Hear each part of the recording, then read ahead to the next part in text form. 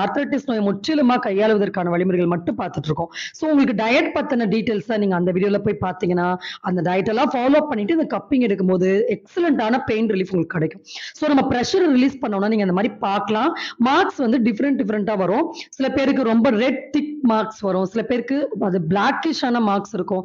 சில பேருக்கு ரொம்ப மைல்டான மார்க்ஸ் வரும். ஆனா அந்த இடத்துல பார்த்தீங்கன்னா, அந்த இம்ப்ரஷன் ஆனது ரொம்ப திக்கா இருக்கும் அப்படியே அழுத்தமா. ஸோ இதெல்லாம் various level of toxins and gases accumulate ஆயிருக்கு அப்படின்றது தான் இதோடைய நமக்கு இண்டிகேஷன்.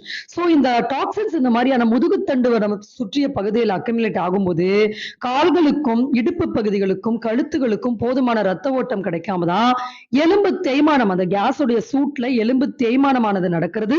அந்த எலும்பு தேய்மானம் காரணமாகத்தான் தாங்க முடியாத வலிகள் ஏற்படுது.